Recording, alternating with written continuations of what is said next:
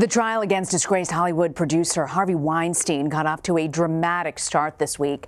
The film producer faces charges involving 2 women, including rape and sexual assault, and more than 80 women have publicly accused him of misconduct, all of which he has repeatedly denied. One of those women is soprano's Anabella Sciorra. This week, she recounted in vivid detail how Weinstein allegedly barged into her Manhattan apartment 25 years ago and raped her.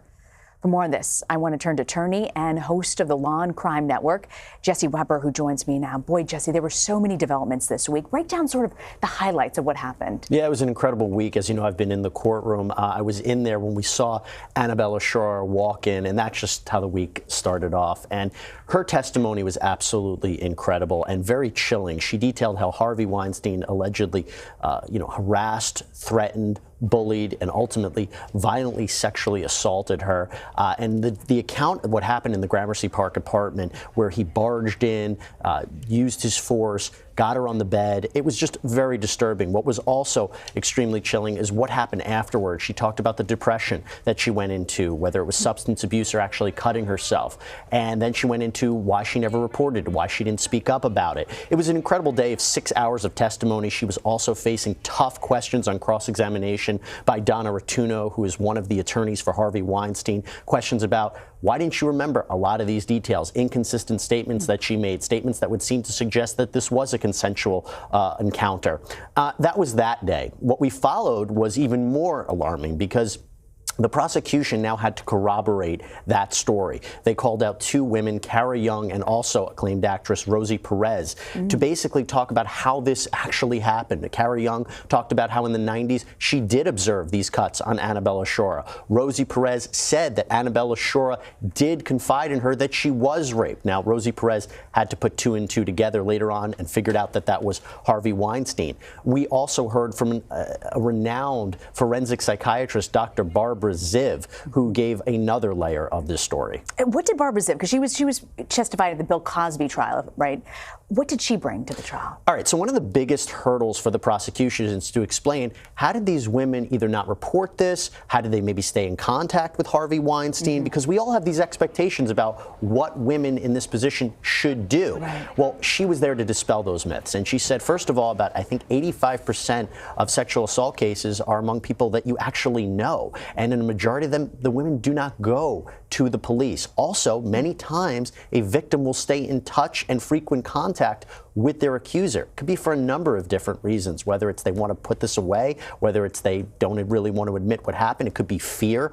But what these women are, the defense is trying to paint them into this corner where they say, how could this have been assault because you still stayed in contact with him, you put yourself in a position with him. Well, this was the opportunity for Barbara Ziv to tell the jury not so fast. So she was an important witness that was brought early on in this case before the rest of the witnesses testified. This is just the first week of a trial that could likely last months.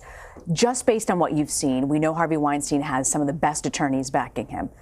Where were their most effective moments this week? So the most effective moments are trying to establish the holes in the story, and maybe more importantly, inconsistent statements. Because there's one thing, and this was really stood out to me in their opening statement, was the Harvey Weinstein you look at in 2020 is a very different Harvey Weinstein than you might have encountered in the 90s or the 2000s. How so? And well, they were saying it's very easy to say now, to jump on the bandwagon and say everything he did was wrong. But what happened back in the day? What happened back in the day when you had this relationship with him?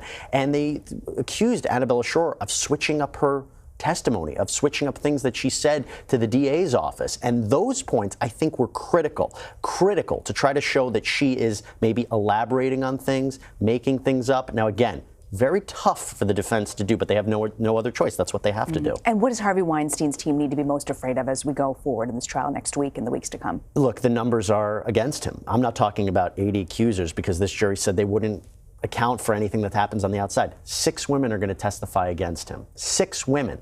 Now, all different kinds of times, different scenarios, but as the prosecution said, you may have different women, different times, but it's the same crime, it's the same pattern, and they have to poke holes in 6 women's testimony.